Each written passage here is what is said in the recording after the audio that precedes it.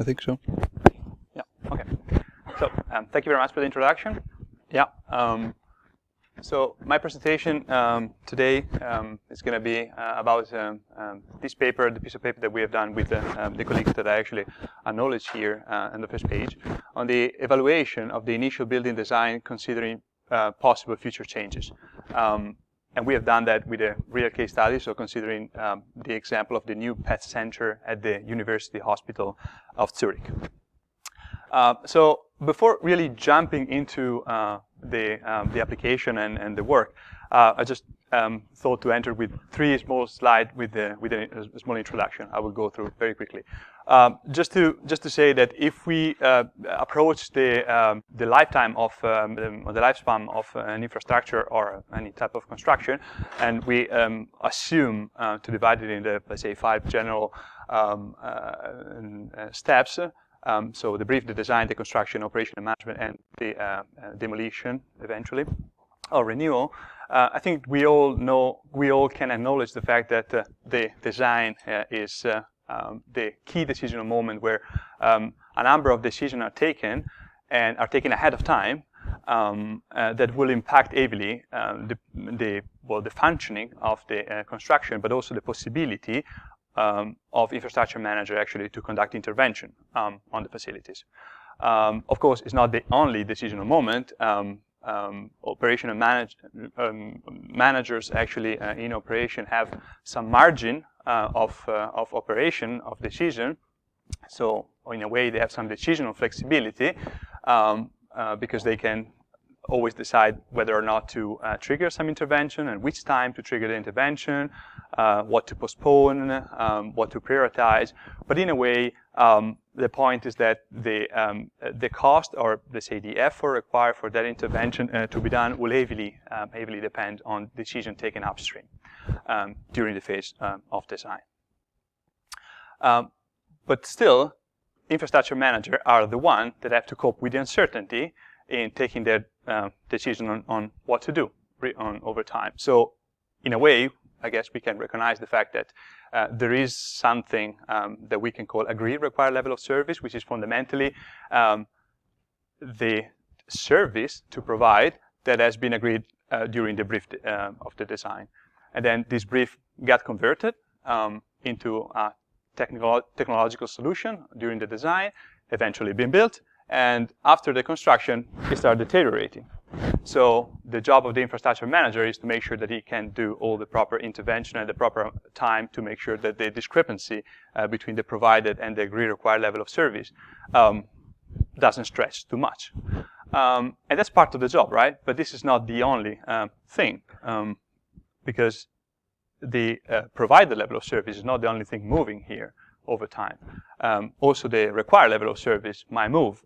And so creating a distinction between the implied required level of service and the agreed required level of service.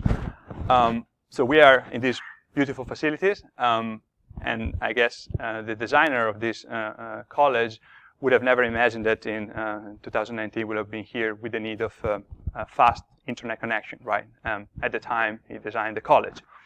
But if you imagine that the infrastructure manager of this facility would have had a fantastic job in doing proper maintenance to keep the required level of service, the provided level of service aligned to the agreed one, we probably would be very happy to be here in a fantastically maintained facility with no internet connection.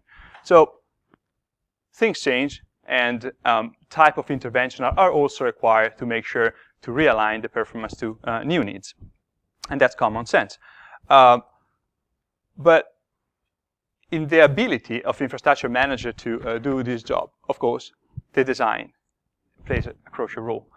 Because whether or not you can consider a bit of flexibility, or some flexibility in the way you design infrastructures, in a way, you're giving the possibility, or at least you're giving the amount of effort to the infrastructure manager that will be required to make sure that this job can be done with a reasonable expenditure. Flexibility, though, costs money as well. So it probably doesn't make sense to implement all type of flexibility in all type of buildings all the time.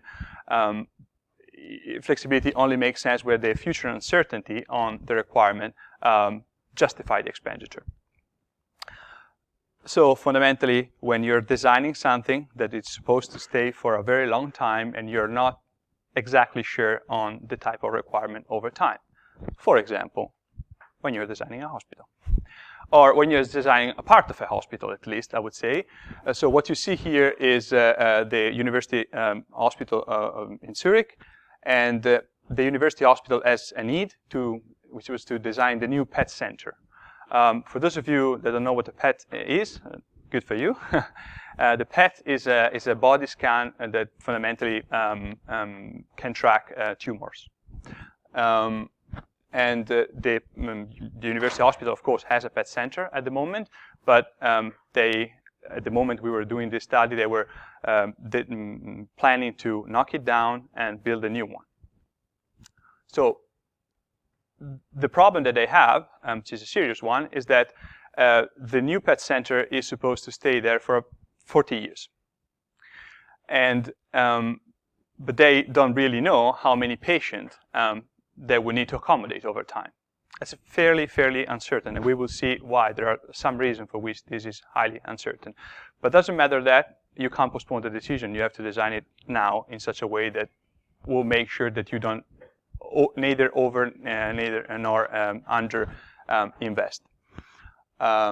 So we were lucky enough in our group to be able to collaborate closely with the clinic stakeholder and the hospital construction department to evaluate the design possibility to make sure that we could optimize their decision. And this went over a number of phases. So the first phase is actually led to the PhD thesis of Dr. Esders that has developed a methodology to identify and evaluate alternative design solution considering real option approach. Which means that in this evaluation process, Dr. Esders has considered that has evaluated a panel of different design possibility that we will see, considering that the infrastructure manager would have put in the condition, or will always be put in the condition to decide every year what is the best intervention to do.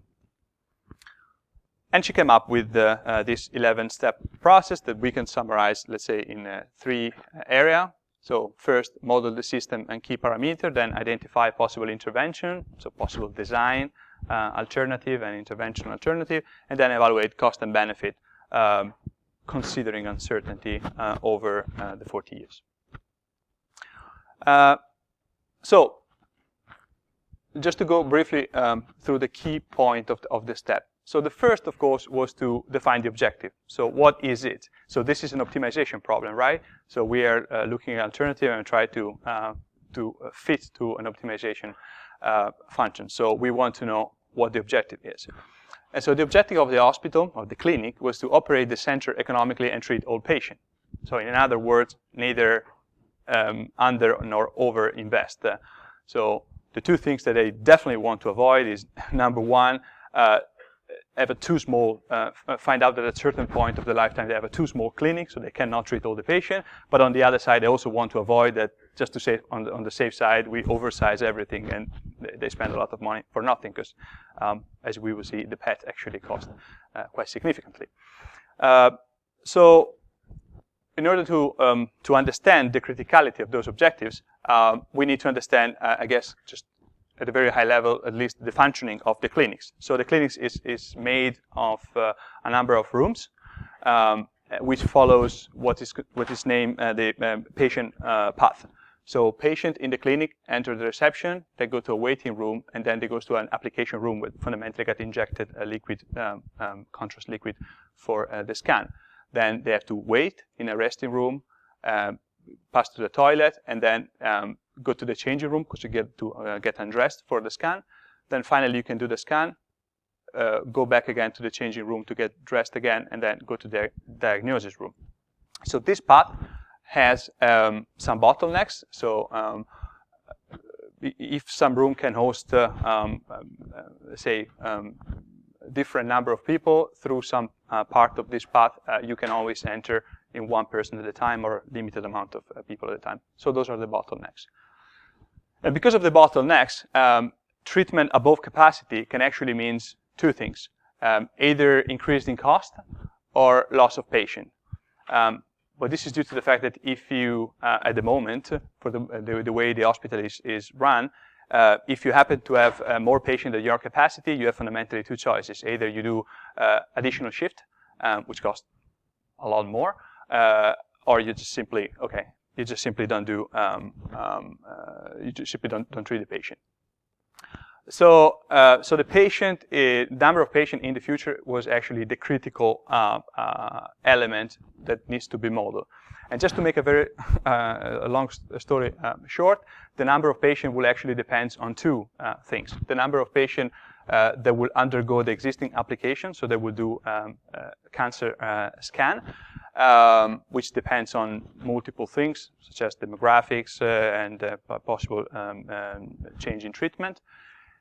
And then the number of patients that will actually use the PET for a different application, because there is a study which is fairly mature on the possible use of PET for Alzheimer cure.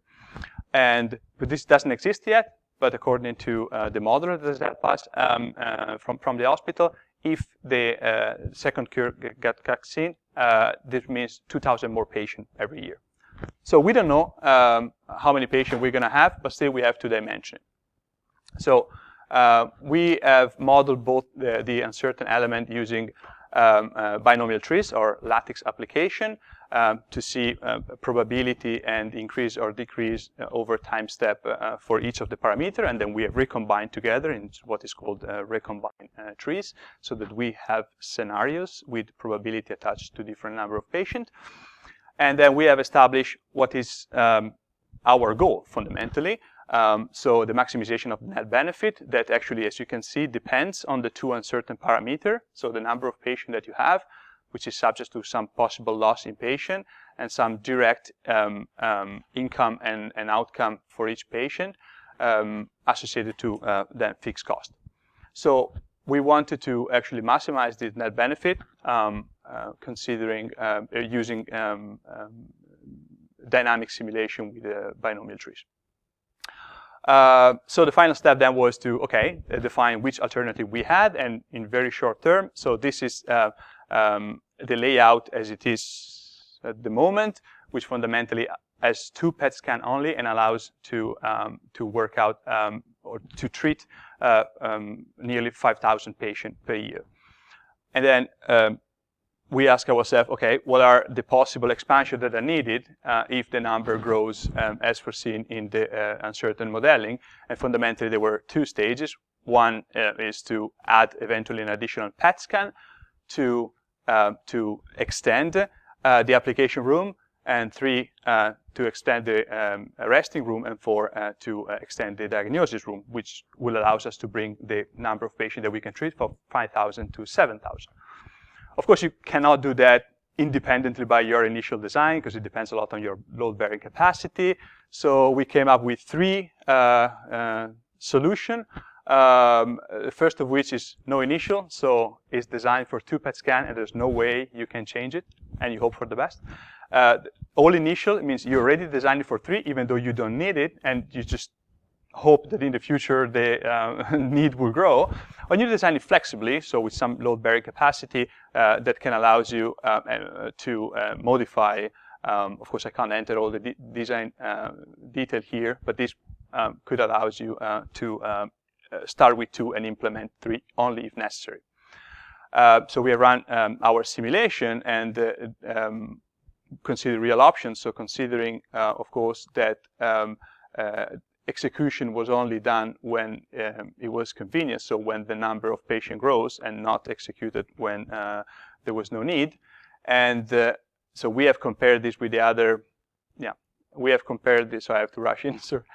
We have compared with the other solution, and we have found out that actually, in terms of expected net benefit, the flexible solution was actually absolutely the best one, considering future uncertainty as we have modeled it. Excellent. But then the final step was asking ourselves, but this was done considering real option evaluation. So considering that the infrastructure manager could always decide every year how to invest his money to trigger his investment. But what if he has to do a long-term planning of his investment? So you have to say 10 years in advance when he needs the money. So we have sort of constrained that sort of decision with a more traditional method, and we have evaluated the expected net benefit considering, say, rigid intervention planning for 10 years. Just to ask ourselves, does it really worth to use real option methodology to evaluate the best intervention strategy, not the design, but only intervention strategy? And so we have redone all the simulation with that, and it turns out that actually, in short, the expected net benefit was slightly lower, considering the flexible initial design. So apparently, the conclusion is that the way you design the infrastructure matters a lot. So having this degree of flexibility that only allows to trigger an investment when it's needed makes a big change, a big change, up to 10 millions for this investment on average. But actually then is the flexibility of decision makers, so the possibility to allow people to make their plan yearly rather than make long-term planning, doesn't have such a dramatic impact. So be cautious on the design, because that's the critical moment. It's the conclusion.